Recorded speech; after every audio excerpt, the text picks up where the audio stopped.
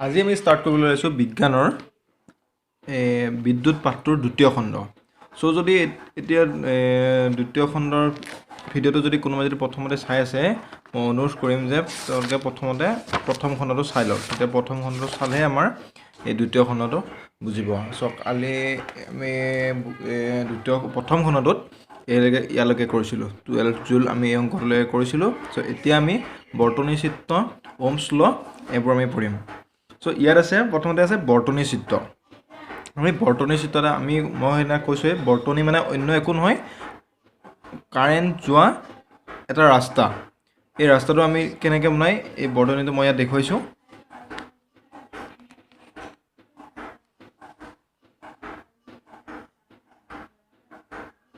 এইটো বাল্ব, এইবিলাক একো নহয়, এডাল এডাল তাঁৰ। চ' এইটো তাঁৰ আনি ইয়াত চুইচ এটা আছে, চুইচটোৰ পৰা কানেকশ্যন এনেকৈ। এইটো পজিটিভ অংশ, এইটো নেগেটিভ অংশ, এইটো চাবি, এইটো বাল্ব আৰু এইডাল পৰিবাহী তাঁৰ। চ' কিতাপত ধুনীয়াকৈ তোমালোকৰ দিয়া আছে। আমি কিতাপলৈ আহিছোঁ। কিতাপত এতিয়া কি দিয়া আছে,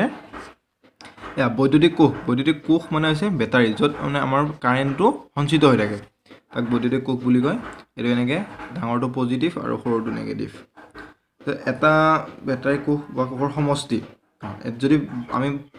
ভালেকেইটা যদি বেটাৰী ইউজ কৰোঁ, তেতিয়াহ'লে আমি এনেকৈ ইউজ কৰিম, এটাৰ পিছত আন এটা ইউজ কৰি যাম। তাৰপিছত এইটো কি বুলি কয়, এটা প্লাগ চাবি মুক্ত। এইটোতে আমি চাবিটো এতিয়ালৈকে মানে চাবিটো মুক্ত মানে এইটো মুক্ত মানে অফ হৈ আছে, মানে আমাৰ ইংলিছত ক'ব লাগিলে এইটো অফ হৈ আছে। চ' এতিয়া মানে বৰ্তনীটো সম্পূৰ্ণ মানে কিছুমানে এনেকৈ দিয়ে দেই, চাবিটো এনেকৈ দেখায়, চাবিটো এনেকৈ দেখায়, এইটো মানে মুক্ত হৈছে। এতিয়া কাৰেণ্টটো ইফালে যদি আহি আছে, কাৰেণ্টটো ইয়াত ৰখি যাব, ইয়াৰ পৰা ইফালে কাৰেণ্টটো যাব নোৱাৰে। আৰু যদি ইফালে হৈ যায়, এতিয়া হৈছে বন্ধ, আৰু এই বন্ধটোতহে মানে কাৰেণ্টটো পাৰ হৈ যায়, কিন্তু মুক্ত হৈ থাকিলে কাৰেণ্টটো নাযায়। আমি যদি চুইচ অন কৰা বুলি কওঁ, চুইচ অন কৰিলে এইটো বন্ধ হৈ যায়, আৰু চুইচ অফ কৰা মানে কানেকশ্যনটো কাটি দিয়ে, এই কানেকশ্যনটো কাটি দিয়ে। চুইচ অন আৰু অফ কৰা মানে বুজিলে নে? অন কৰা অফ কৰা মানে অসমীয়াত আকৌ ওলটি যায়, মানে বৰ্তনীটো যদি আমি চুইচটো অন কৰোঁ, তেতিয়া বৰ্তনীটো বন্ধ হৈ যাব। বন্ধ বৰ্তনীৰ মাজেহে কাৰেণ্ট পাৰ হয়, এফালে আহিলে হয়। আৰু যেতিয়া আমি অফ কৰিলোঁ, তেতিয়া কানেকশ্যনটো কি হৈ যায়, এনেকৈ মাজতে কাট হৈ যায়। তেতিয়াহ'লে আমি ইফালে কাৰেণ্ট আৰু ইফালে নাহে। নহ'লে বুজিলা? চ' এই চাবিটোৰ কথা বুজিলা। এই চাবিটো এনেকৈ, চাবিটো বন্ধ যেতিয়া চুইচটো আমাৰ দিয়া থাকে, এনেকৈ হয়। তাৰপিছত এডাল তাঁৰৰ সংযোগ কৰিলে এনেকৈ কৰে। আকৌ সংযোগবিহীনভাৱে যেতিয়া আমি এইটো বস্তু কৈছে, যদি এডাল তাঁৰে আন এডাল তাঁৰৰ লগত আমি যোৰা দিওঁ, তেন্তে এনেকৈ দেখায়। আৰু যদি তাঁৰডাল এডালৰ ওপৰলৈ আনিব লাগে, তেতিয়া আমি এনেকৈ পাৰ কৰি আনে, এইটো মানে জন্য এডাল তাঁৰৰ ওপৰৰে আহিছে তাঁৰডাল। এইটা বস্তু আছে, বৈদ্যুতিক বাল্ব, এইটো এনেকৈ দেখাইছে। তাৰপিছত ৰোধৰ এটা ৰোধক, এইটো ৰোধ। এইটো ৰোধ কি বস্তু, এই বস্তুকেইটা আমি ইয়াত আলোচনা কৰিম। এতিয়া তোমালোকে যোনটো ৰোধক এনেদৰে বুজায়। ৰোধটো এটা বৰ্তনীতে ইউজ কৰা বস্তু। এই ৰোধটো কি বস্তু আছে, কি হয়, আমি পিছত নেক্সট আলোচনা কৰিম। পৰিৱৰ্তনশীল ৰোধ এনেকৈ এইটো, আৰু এমিটাৰ এনেকৈ, আৰু ভল্টমিটাৰ ভি। এমিটাৰ এৰে বুজায় আৰু ভল্টমিটাৰ ভি। এমিটাৰেৰে কি কৰে মই এইটো কৈ দিছোঁ। এমিটাৰে কাৰেণ্টৰ পৰিমাণ জোখে। এমিটাৰে এই বৰ্তনীটোৰ মাজেৰে কিমান কাৰেণ্ট পাৰ হৈ গৈছে সেইটো আমি জুখিব পাৰোঁ। আৰু ভিৰে ভল্টমিটাৰ দৰে, মানে এই ভল্টমিটাৰ, এইটো ভি যে লিখা আছে, এইটো ভল্টমিটাৰ। আৰু ভল্টমিটাৰটো আমি কি কৰোঁ, আমি এই বিভৱ ভেদটো জোখোঁ। আমি বিভৱ ভেদ কিমান আছে, এই বিভৱ ভেদ জুখিব পাৰি ভিৰে। ঠিক আছে, এতিয়া আমি নেক্সট আহিছোঁ ওহমছ ল'। তোমালোকে বুজি পাইছা? তোমালোকৰ যদি এইখিনি কওঁতে যদি তোমালোকে যদি কিবা বুজি পোৱা নাই, তোমালোকে মোক নিশ্চয় কমেণ্ট কৰিব পাৰা, আৰু তোমালোকৰ সহায় হোৱাকৈ হয় মই গোটেইবিলাক কৰি বুজাই দিবলৈ চেষ্টা কৰিম। এতিয়া ফাৰ্ষ্ট আহিছোঁ আমি কি, ওহমছ ল'।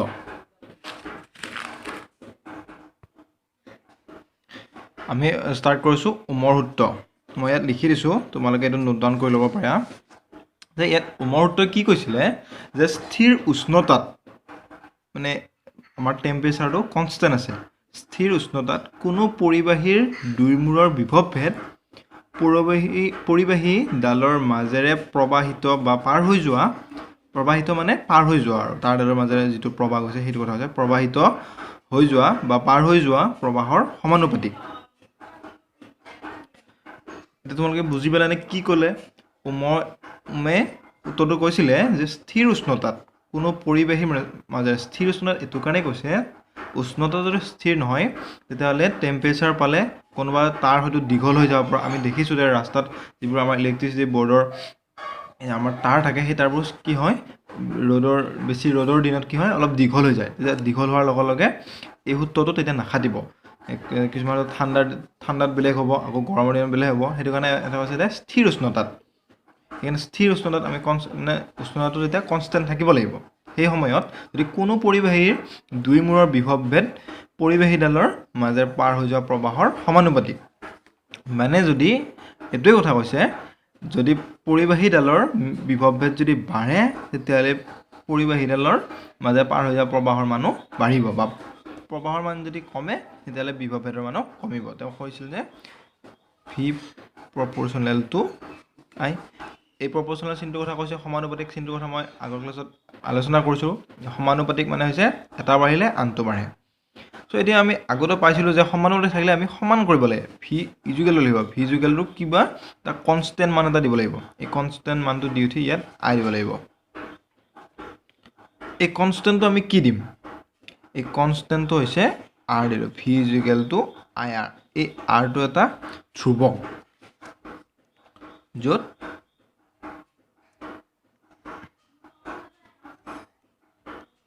এইটো এটা ধ্ৰুৱক ৰাশি বুজি পালা ভি প্ৰপৰ্চনেল টু আই আৰু V equal to I R যেতিয়া আমি সমান কৰি দিলোঁ ইয়াক সমান কৰিলে ইয়াত এটা কনষ্টেণ্ট হ'ব এইটো হৈছে আই আৰু আৰটোকে আমি কি বুলি কওঁ জানেনে আৰটো হৈছে ৰুট এতিয়া ৰুট কি বস্তু আকৌ আমি এইটো জানিব লাগিব যে ৰুট কি বস্তু ধৰিলোঁ কি হয় আমি যেনেকৈ ৰাস্তাত খোজকাঢ়িলে আমাৰ ৰাস্তাটো কি কৰে ফ্ৰিকশ্যনে আমাক কি কৰে আমাক যোৱাত বাধা দিয়াৰ কাৰণে আমি খোজকাঢ়িব পাৰোঁ যদি আমাক বাধা নাথাকিলেহেঁতেন আমি পিছলি গৈ থাকিলোহেঁতেন আমি ফ্ৰিকশ্যন আছে কাৰণে গাড়ী মটৰ চলিব পাৰিছে হৈছে আমি নিজে খোজকাঢ়িব পাৰিছোঁ সেইটো হৈছে ফ্ৰিকশ্যন ঠিক তেনেদৰে যেতিয়া কাৰেণ্টবোৰ ইলেক্ট্ৰনবোৰ আধানবোৰ এনেকৈ গতি কৰে এই আধানবোৰে গতি কৰে এটা দিশৰ পৰা আন এটা দিশলৈ গতি কৰে তেতিয়া কি কৰে এই তাঁৰডালৰ যিবোৰ মানে সৰু অণু পৰমাণুৰে গঠিত এই মেটেলবোৰে ইহঁতৰ কি কৰে এই কাৰেণ্টটো যাবলৈ এটা ওলোটাকৈ এটা ফ'ৰ্চ দিয়ে মানে বাধা দিয়ে যাব নিদিয়ে আৰু যিটো বাধা দিয়ে তাকে কি বুলি কয় আৰ বুলি কয় এই বাধাটোকে আৰ বুলি কয় চ' এতিয়া আমি গম পালোঁ এতিয়া যদি আমি দুটা বস্তু লওঁ এটা যদি লোহা লওঁ আৰু এটা যদি এলুমিনিয়াম লওঁ নিশ্চয় ইয়াৰ ধাতুৰ এই যিটো মানে ইয়াৰ যিটো মানে ইয়াৰ গঠন হেৰিটো প্ৰক্ৰিয়াটো ইয়াৰ নিশ্চয় টাইট হ'ব ইয়াৰ ঢিলা হ'ব অলপ চ' তেতিয়া ইয়াৰ মাজেৰে এই আৰটো এই বস্তুটোৰ হেৰিক লৈ চেঞ্জ হ'ব মানে এই আৰটো তেতিয়া এলুমিনিয়ামৰ তাঁৰ ল'লে বেলেগ এটা আৰৰ মানকেইটা বেলেগ বহিব আৰু যদি আমি ল'ৰ তাঁৰ লওঁ তেতিয়া আৰটোৰ মান এটা বেলেগ হ'ব বুজিলানে আৰু এইটো হৈছে ওমৰ সূত্ৰ ইয়াৰ বিষয়ে তোমালোক মই আলোচনা কৰি আছোঁ তোমালোকৰ কিতাপত ইয়াত দিয়া আছে এইখিনি স্থিৰ উষ্ণতাৰ মাজে হয়খিনি বৰ্তনী সংযোজিত হৈ থকা প্ৰদত্ত ধাতুৰ এইখিনি তোমালোকে এনেকৈ বুজি নাপাব পৰা মই সেইকাৰণে মোৰ ইয়াত মই লিখি দিছোঁ সহজ ভাষাত লিখি দিছোঁ আৰু তোমালোকে নিজেও লিখিব পাৰা এইটো তোমালোকে এইটো স্ক্ৰীনশ্বট মাৰি ল'ব পাৰা তোমালোকে লিখি ল'ব পাৰা এইটো ওমৰ সূত্ৰ চ' এইটো আহি থাকে পৰীক্ষাত এইটো আৰু ইয়াৰ পৰা আমি যথেষ্টখিনি অংক কৰিব লাগিব পিছলৈ চ' এই বস্তু মনত ৰাখিবা আৰু ৰোধৰ এছআই একক হৈছে ৰোধৰ এছআই একক হৈছে ওম এইটো ওম বুলি কয় এইটো ওম বুলি কয় আৰু ইয়াত কৈছে যে ই হৈছে আধানৰ গতি বাধা দিয়া পৰিবাহীৰ এটা ধৰ্ম মই যেনেকৈ কৈছিলোঁ মানে তাঁৰডালত পৰিবাহীডালত ই কাৰেণ্টটো যাবলৈ যিটো বাধা হয় যিটো বাধা দিয়ে যিটো ফ'ৰ্চে ওলোটা হ'লে ৰিয়েক্ট কৰি থাকে বা ক্ৰিয়া কৰি থাকে তাকে আমি কি বুলি কওঁ আৰ বুলি কওঁ ৰোধ আৰু ৰোধৰ এছআই একক হৈছে ওম তাক এনেকৈ এইটো গ্ৰীক আখৰ হয় এইটো এনেকৈ বুজোৱা যায় সো ইয়াৰ পিছত তোমালোকৰ আৰু আছে এতিয়া তোমালোকক আমি পালো এতিয়া আমি পালো চাবা আমি এই ফৰ্মুলাটোৰ পৰা এই ফৰ্মুলাটো আমি ইয়াত লিখিছোঁ ইয়াত কি পালো আমি v is equal to ir নহয় জানো সো আমি যদি লিখো r is equal to কি হ'ব v by i এটো কেনেকৈ হল তোমালোকে বুজি পাইছে না যদি এটো কেনেকৈ হল বুজি পোৱা নাই মই এটো কৈ দিছো ইফালে কিছিল v is equal to ir তাৰ কি হলো r টো ইয়াত পূৰণ হৈ আছে মানে এটো পূৰণ হৈ আছে i লগত i আৰু r মধ্যে পূৰণ হৈ আছে তো i টো আমি কি কৰিলো ইফালে আনিলো আনিলে কি হল এটো পূৰণ হৈছিল ইফালে আনিলে সমান চিহ্ন ইফালে কি হৈ যাব হৰণ হৈ যাব v by r is equal to r so আমি কি এনেকে ইটো ইফালে ডাইৰেক্ট ইটো যদি আমি চেঞ্জ কৰো ডাইৰেক্ট এনেকে আকৌ ইটো যদি ইফালে এনেকে চেঞ্জ কৰো তেতিয়া আমাৰ চিহ্নৰ কোনো পৰিৱৰ্তন নহয় তে r is equal to v by i আমি এনেকে লিখব পাৰো এটো যে আমি এটো পালো আমি কি কৰব আনটো লিখিলো তাৰ পিছত v আমি বিভৱ ভেদ পিছত এটো আমি 1 ভোল্ট দিলো আৰু দিলো এটো 1 এম্পিয়াৰ তেতিয়া আমি কি পাম r মান কিমান পাম 1 পাম 1 ওমেগা সো আমি 1 ওমেগা কেতিয়া পালো এটা 1 ভোল্ট আৰু 1 এম্পিয়াৰ দিলো এতিয়া আমি আমাক খুদিব পাৰে যে 1 এম্পিয়াৰ 1 ওমৰ সংজ্ঞা দিয়া আমি তেতিয়া কি কম আমি 1 ওমটো কেনেকৈ উলালো যেতিয়া এটো কি এটো হৈছে বিভৱ ভেদ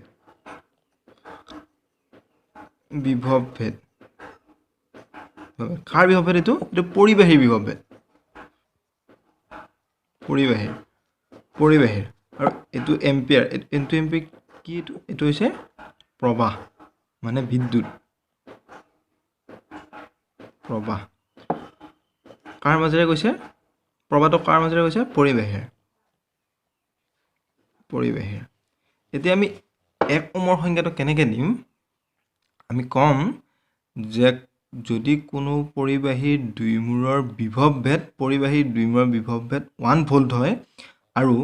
পৰিবাহীৰ ডালৰ মাজেৰে যদি 1 এম্পিয়াৰ প্ৰবাহ চালিত হয় তেতিয়া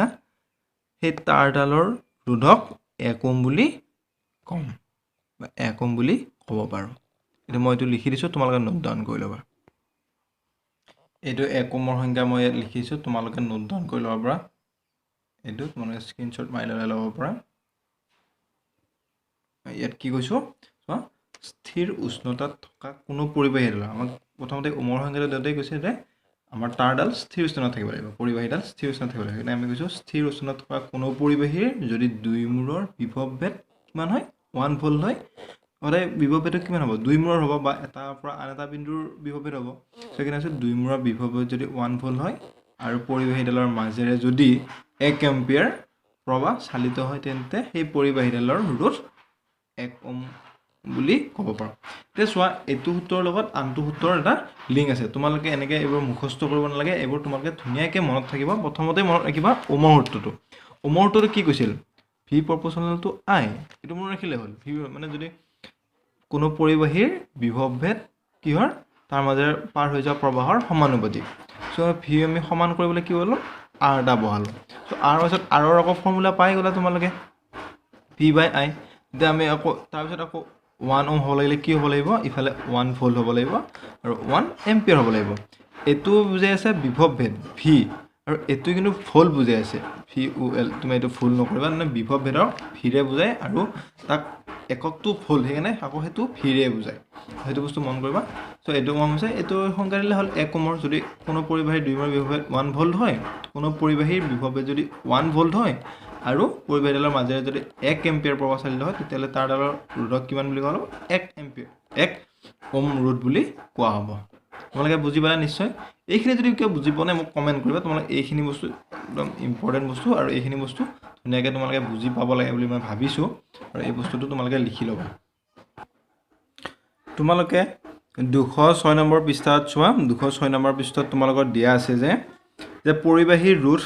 তাৰ দৈৰ্ঘ্য প্ৰস্থচ্ছেদৰ কালি আৰু পদাৰ্থৰ প্ৰকৃতিৰ ওপৰত নিৰ্ভৰ কৰে সঠিক জোখমাখৰ পৰা দেখা যায় যে সুষম ধাতুৰ তাৰৰ ৰোধ ইয়াৰ দৈৰ্ঘ্যৰ সমানুপাতিক আৰু প্ৰস্থৰ কালিৰ ব্যস্তানুপাতিক। এতিয়া কি কৈছে, যিটো আমাৰ আৰ লৈছোঁ, এই আৰটো এডাল তাঁৰ লৈ আমি পৰিবাহী এডাল লৈছোঁ। এই পৰিবাহীডালৰ যদি এই পৰিবাহীডালৰ দৈৰ্ঘ্যৰ কি বুলি কৈছে,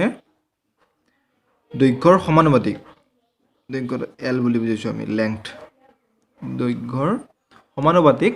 আৰু এই প্ৰস্থছেদ এই কালিৰ, এই ঘূৰণীয়াখন এই কালি, এই প্ৰস্থছেদ এই কালিৰ এইটো এৰিয়া বুলি যায়, ইয়াৰ ব্যস্তানুপাতিক।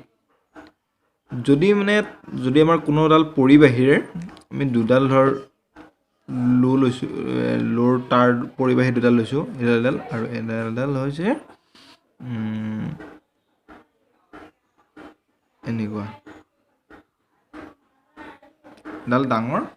এডাল 1 নম্বৰ, এডাল 2 নম্বৰ দেই। চ' এডালো লো একেধৰণৰ, কিন্তু এয়াৰ ৰোজটো বেলেগ হ'ব আৰু এয়াৰ ৰোজটো বেলেগ হ'ব। এডালৰ ৰোধ বেলেগ আৰু এডালৰ ৰোধ বেলেগ। কিয় বেলেগ বেলেগ হ'ল? পদাৰ্থটো একে কিন্তু ইয়াৰ ৰোধ বেলেগ বেলেগ। কিয় হ'ল? এই ৰোধটো কি হয়, লেংথটোৰ ওপৰত আৰু এই প্ৰস্থছেদৰ কালিৰ ওপৰত নিৰ্ভৰ কৰে। কোনো এডাল যদি পৰিবাহী আমি ৰোজটো যদি আমি দুডাল যদি একে পৰিবাহী লওঁ, তেতিয়াও আমাৰ ৰোজটো একে নহ'ব পাৰে, কিয়নো ৰোজটো কি কৰে, পৰিবাহীডালৰ লেংথ আৰু প্ৰস্থছেদৰ কালিৰ ওপৰত নিৰ্ভৰ কৰে। এতিয়া কি কৈছে, যিটো দুটা আমাক কণ্ডিশ্যন দিলে, লেংথৰ সমানুপাতিক এইটো, আৰু এইটো হৈছে ব্যস্তানুপাতিক। চ' আমি কি লিখিম, আৰ এইটো এল, এইটো 1 নম্বৰ ইকুৱেশ্যন বুলি দি ল'লোঁ আমি। আৰু আৰ কি কৈছে, ব্যস্তানুপাতিক কি হৈছে এ। ব্যস্তানুপাতিক মানে কি, আগতে আমি কৈ আহিছোঁ, সমানুপাতিক মানে কি তাক কৈ আছোঁ, ব্যস্তানুপাতিক মানে 1/, সেইটো এই যাৰ ব্যস্তানুপাতিক বুলি কয় সেইটো 1/, সেই বস্তুটো লিখিব লাগে। আমাৰ কিহৰ প্ৰস্থছেদৰ ব্যস্তানুপাতিক, তো এৰিয়া বুলি বুজায়, প্ৰস্থছেদৰ এৰে বুজায় এৰিয়া, সেইকাৰণে এ আমি দিছোঁ, আৰ ব্যস্তানুপাতিক এ। চ' এতিয়া আমি ইয়াৰ পৰা কি পাওঁ, এই দুটা মিলি কেনে আমি কি পাওঁ, এই দুটা মিলি কেনে পাওঁ আৰ L/A। এইটো সমানুপাতিক হৈছে, ইয়াক আমি সমান কৰিব লাগে। ইয়াক সমান কৰিলে আমি কি কৰিম, আৰ সমান L/A, কিন্তু এইখিনি আমি এটা কনষ্টেণ্ট এটা বহাব লাগিব, কনষ্টেণ্ট যিয়ে নেকি আমাক এই বস্তুটো এই ৰাশিটো সমান কৰি দিয়ে। এইটো হৈছে এইটো ৰ'। এই ৰ'টো এইবাৰ কি বস্তু, ৰ'টো হৈছে এইটো পদাৰ্থটোৰ ওপৰত নিৰ্ভৰ কৰা এটা ৰাশি। এই ৰাশিটো পদাৰ্থৰ গঠনৰ ওপৰত নিৰ্ভৰ কৰে আৰু ইয়াক ৰোধকতা বুলি কোৱা হয়। মই ইয়াত লিখি দিছোঁ তোমালোকৰ, য'ত ৰ হৈছে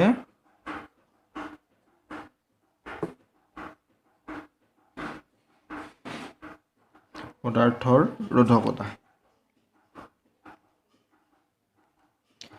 এইটো একদম পদাৰ্থৰ ওপৰত নিৰ্ভৰ কৰে। এইটো কি হৈ যায়, ইয়াত তোমালোকৰ পিছত দিয়া আছে, এইয়া পদাৰ্থবিলাকৰ ৰোধকতা বেলেগ বেলেগ। এটা মনে হৈছে, আৰু ৰোধকতা এটা বস্তু কৈছোঁ যে ৰোধকতাৰ SI একক হৈছে SI একক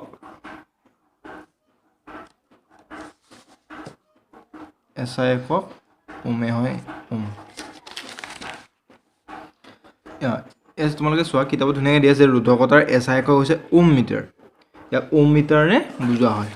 ওম মিটাৰটো লিখিব হৈছে, এটা হৈছে ওম মিটাৰ বুলি বুজোৱা হয়। এই পদাৰ্থৰ এটা বৈশিষ্ট্যমূলক ধৰ্ম, ধাতু বা সংকৰ ধাতুৰ ৰোধকতা অতি কম। এইবিলাক বস্তু তোমালোকে অলপমান মনোযোগ দি পঢ়ি যাবা। এই বস্তুবিলাক একদম সৰু সৰু বস্তু, এইবিলাক তোমালোকৰ পৰীক্ষাত আহি যাব পাৰে, আৰু ইহঁতৰ মান পৰিসৰ এইটো দিয়া আছে, এইখিনি চাই ল'বা। এতিয়া ৰোধকতা কি, মই সেইটো বস্তু ক'লোঁ যে পদাৰ্থৰ গঠনক লৈ পদাৰ্থবিলাকৰ ৰোধকতা বেলেগ বেলেগ হয়। আৰু তোমালোকে এখন তালিকা দি আছে, তালিকা তোমালোকে দেখাবা 20 ডিগ্ৰী কুৱেশ্যনত কিছুমান পদাৰ্থৰ বৈদ্যুতিক ৰোধকতা এনেকুৱা ধৰণৰ। এই বস্তুটো তোমালোকে মনত ৰাখিবা, পৰীক্ষাত কিছুমান কুৱেশ্যন আহিলে, কুৱেশ্যনত আমি তাৰে কিছুমান বস্তু আমি এই ৰোধকতাটো ইউজ কৰিব লাগিব। যেতিয়া আমি ৰোজ উলিয়াই দিয়া বোলে লেংথ দিয়া আছে পদাৰ্থ এটাৰ এৰিয়া দিয়া আছে তেতিয়া ৰোজ কিমান উলিয়াব লাগে তেতিয়া আমাক কি লাগিব ৰোধকতাটো লাগিব ৰোধকতাটো তাৰ লগত মাল্টিপ্লাই কৰিলেহে আমি কি কৰিব পাৰিম পদাৰ্থটোৰ ৰোজটো উলিয়াব পাৰিম যদি আমাৰ লেংথ দিয়া থাকে এৰিয়া দিয়া থাকে তেতিয়া আমাৰ ৰোধকতাটো লাগিব তেতিয়াহে আমি আৰটো উলিয়াব পাৰিম ইয়াত তোমালোকৰ ইয়াত আছে এইখন তোমালোকে অলপ মন কৰিবা এইখন অলপ ভালকৈ পঢ়ি চাবা তেতিয়া এই বস্তুটোৰ ৰোধকতা এটা কিমান এইটো তোমালোকে মনত ৰাখিব মনত থাকিব তো ইয়াৰ পিছত আমি নেক্সট ষ্টাৰ্ট কৰিছোঁ নেক্সট হৈছে আমাৰ কুৱেশ্যন আছে চ' আমি কুৱেশ্যন বিলাক দেখিলে আমি সচৰাচৰ ভয় খাই যাওঁ কুৱেশ্যন বিলাক আমি কৰি কেনেকৈ ছল্ভ কৰিম কি সুধিছে একো ধৰিব নোৱাৰোঁ চ' আমি প্ৰথমতে এতিয়া আমি কুৱেশ্যনটো কি কৰিম ভালদৰে পঢ়ি যাম ভালদৰে পঢ়ি চাই উঠি আমি কুৱেশ্যনবিলাক ছল্ভ কৰিম ইয়াত কি বুলিছে 220 ভোল্টৰ উৎসৰ এটা বৈদ্যুতিক বাল্বে কিমান প্ৰবাহ ল'ব যদি বাল্বৰ তাৰৰ ৰোধ 1200 ওম হয় আৰু বি দিছে আকৌ বি নম্বৰটো যদি বৈদ্যুতিক হিটাৰ এটাৰ ৰোধ 100 ওম হয় তেন্তে 220 ভোল্টৰ উৎসৰ পৰা কিমান প্ৰবাহ ল'ব চ' আমি কুৱেশ্যনটো মাতিলোঁ আমি কুৱেশ্যনটো তোমালোকে 2-3 বাৰ আৰু ভালকৈ মাতি চাবা ইয়াত কি দিয়া আছে আৰু কি আমি উলিয়াব লাগে সেই বস্তুটো আমি প্ৰথমতে লক্ষ্য কৰিম চ' আমি এতিয়া সমাধান কৰিবলৈ গৈ আছোঁ এইটো আমাৰ হৈছে 12.3 আমি এইটো সলিউশন কৰিম এক্সাম্পল কিমান এইটো 12.3 এটো প্ৰথমতে কৰিম চাও আমি প্ৰথমতে ইয়াত কি দিয়া আছে 220 ভোল্টৰ উৎসৰ পৰা এটা বৈদ্যুতিক বাল্বে কিমান প্ৰবাহ ল'ব যদি বাল্বৰ তাৰৰ ৰোধ 1200 ওম হয় এতিয়া ইয়াত প্ৰথমতে চাব লাগিব যে আমাৰ ইয়াত কি দি আছে চাও যে 220 ভোল্টৰ উৎসৰ পৰা মানে বিভৱভেদ কি দি আছে V = 220 ভোল্ট মানে তাৰপিছত আৰু এটা চাম আমি উৎসৰ পৰা কিমান প্ৰবাহ ল'ব মানে এতিয়া আমাক আই উলিয়াব দিছে প্ৰবাহ ল'ব যদি বাল্বৰ তাৰৰ ৰোধ 1200 ওম হয় ৰোধ কিমান দি আছে 1200 ওম আৰু আমাক প্ৰবাহটো উলিয়াব দিছে প্ৰবাহটো আমি কেনেকৈ উলিয়াব দিব বুলি ক'ম বলো যদি বাল্বে কিমান প্ৰবাহ ল'ব বুলিছে মানে আমাক আইটো উলিয়াব দিছে আই মানে প্ৰবাহ সো আইটো আমি উলিয়াব লাগে ভিটো দিয়া আছে আৰটো দিয়া আছে এটা আছে এতিয়া চাব লাগিব এইখিনি প্ৰথমতে এনেকৈ লিখিব লাগিব যে গিভেন ডেট বা অসমীয়া লিখিলে দিয়া আছে বুলি তোমালোকে লিখি ল'ব পাৰা তাৰ পিছত আমি কি কৰিম আইটো লিখিলো এতিয়া আমি জানো যে বুলি লিখিব লাগিব আমি কি সূত্ৰ জানো বাৰু আমি কি সূত্ৰ পাই আছো আমি মানে ইয়াত আমাৰ আই উলিয়াব লাগে ন যেটো আই উলিয়াব লাগে সো আই উলিয়াই আমি ৰিলেটেড কি সূত্ৰ পাই আছো আমি মন কৰিব লাগিব আই উলিয়াই আমি অকমান আগতে পাই আহিছো যে আমি যেটো ওমছ লটো কি পাইছিলো V = I R সো আমি ইয়াৰ পৰা V টো আমাক দিয়া আছে R টো আমাক দিয়া আছে I টো আমি নিশ্চয় উলিয়াব পাৰিম এই I টো উলিয়াব পাৰিম সো আমি কি কৰিম আমি I টো উলিয়াই লম ইফালে কি কৰিম V = I টো ইয়াত থাকিল R টো ইফালে আনিলো পুৰণ আছে কি হ'ব হৰণ হৈ যাব V/R এটো বুজি পালা সো আমি জানো যে কি লিখিলো V = IR এতেকে I = V/R আমি তোমাৰ V মানটো বহাই দিয়া এইখিনিতে এটা বস্তু লক্ষ্য কৰক যে আমি ইউনিট গিটা SI কোড আছে নাই ভোল্ট বিভৱভেদৰ SI কোড কি ভোল্ট আৰু ৰোধকৰ SI কোড ওম এটা SI কোড আছে আমি চিন্তা কৰিব লাগে একো নাই সো V মান বহাই দিয়া 220 আৰু এটো 1200 এটা তোমালোকে এটো হৰণ কৰি চাবা এটো হৰণ কৰিলে তোমালোকে পইণ্টত পাবা 18 এম্পিয়াৰ কি কাৰণে দিলো এটো কাৰেন্টৰ SI একক এছো এইটো আৰু এইটো তোমালোকে মানে নহয় মিলাইছো সো তোমালোকে এইটো 220 আৰু এইটো 1200 তলত এইটো কৰিলে এইটো ইমানখিনি হলে নহয় আমি এবাৰ ক্যালকুলেটৰত আমি কৰি চাও মই সাইণ্টিফিক কেলকুলেটাৰ ইউজ কৰিছোঁ তো তোমালোকে জেনেৰেল কেলকুলেটাৰ ইউজ কৰিলেও হ'ব তোমালোকে এনে টেষ্ট কৰি চাবলৈ পৰীক্ষাত কিন্তু তোমালোকে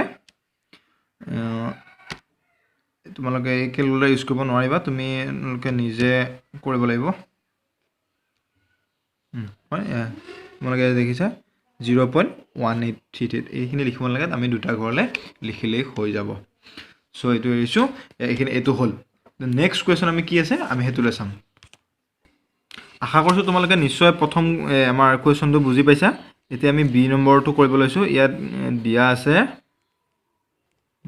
ইয়াত কি দিয়া আছে আমি প্ৰথমতে ইয়াত কিতাপত চাই লওঁ ইয়াত কি দিয়া আছে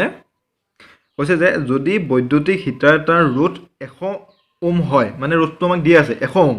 তেন্তে ই 220 ভোল্টৰ উৎসৰ পৰা কিমান প্ৰবাহ ল'ব ইয়াতো আকৌ একেই উলিয়াব দিছে আমাক ৰোধ দিয়া আছে বিভৱ ভেদটো দিয়া আছে আৰু এই দুটা দিয়া আছে আৰু আমাক কিমান প্ৰবাহ ল'ব কিমান আই লাগিব মানে কাৰেণ্ট লাগিব সেই বস্তুটো আমাক উলিয়াব দিছে সো সূত্ৰ একে নাই আমি নিজৰ এইটো কৰিব পাৰিম দিয়া আছে কি আছে R = 100 ওম V = 220 ভোল্ট সো আমি এইখিনি কৰোঁ সো আমাক উলিয়াব লাগে আই আমি কি কৰিম ইয়াত we know that মানে আমি জানো যে আমি কি জানো V = IR ইয়াৰ পৰা কি ললো I টো উলিয়াই ললে কি হ'ব I টো R টো ইফালে হৰণ হৈ আহিব V/R V মান বহাই দিলো 220 হলো 100 ইয়াৰ আনসাৰ কিমান হ'ব 2.2 এম্পিয়াৰ সো এতিয়া তোমালোকে দেখিলা এটো 2.2 এম্পিয়াৰ এটো আনসাৰ মিলিছে তো এত চোৱা গিটো চোৱা এটো মিলিছে তো এটা তোমালোকে বুজি পালা এনেকে এই 12.4 12.5 এই কুৱেশ্যন গিটাও আমাৰ আগৰ সূত্ৰটোৰ লগত আমি আগত যিকেইটা সূত্ৰ পাই আছো তাৰ লগতে মিলা তাৰ লগতে হেৰি আছে তো তোমালোকে এই দুটা নিজে কৰিবলৈ এবাৰ ট্ৰাই কৰিবা সো মই যেনেকৈ দিলোঁ তোমালোকে কুৱেশ্যনটো প্ৰথমতে এবাৰ মাতি চাবা তাত কি দিয়া আছে সেইকেইটা লিখি ল'বা আৰু কি উলিয়াব লাগে সেইটো চাবা তাৰপিছত যিটো উলিয়াব লাগে সেই বস্তুটো থকা কিবা এটা সূত্ৰ আছে নেকি তোমালোকে মন কৰিবা প্ৰথমতে সো সূত্ৰটো যদি পাৰা লিখি ল'বা সো সূত্ৰটোত কি লাগিব সেই বস্তুকেইটা আমাক দিয়া ঠাই বস্তুকেইটা আছেনে নাই সেই বস্তুকেইটা লক্ষ্য কৰিবা তাৰপিছত তোমালোকে কুৱেশ্যনটো সলভ কৰিবলৈ চেষ্টা কৰিবা আশা কৰিছোঁ তোমালোকে যদি বুজি পাইছা ধুনীয়াকৈ এই দুটা কুৱেশ্যন সলভ কৰিব পাৰিবা মই আশা কৰিছোঁ তোমালোকে এই কুৱেশ্যন এটা সলভ কৰিবা নিশ্চয় তোমালোকে ট্ৰাই কৰিবা নেক্সট ভিডিঅ'ত আমি এই কুৱেশ্যন দুটা আমি সলভ কৰিবলৈ চেষ্টা কৰিম সো আজি এইখিনিতে সমাপ্ত কৰিছোঁ তোমালোকে দ্বিতীয় খণ্ডটো কেনে লাগিল তোমালোকে মোক কমেণ্ট কৰি নিশ্চয় জনাবা সো আজি এইখিনিতে সামৰিছোঁ আৰু আমাৰ যিটো চেনেলটো নতুন চেনেল সো তোমালোকে সহায় সহযোগিতা কৰিবা আৰু লগৰবোৰৰ মাজত শ্বেয়াৰ কৰিবা লগৰবোৰক জনাবা এনেকৈ আমাৰ ক্লাছ কৰি আছোঁ বুলি তোমালোকে তাৰপিছত আজিলৈ ইমানতে সামৰিছোঁ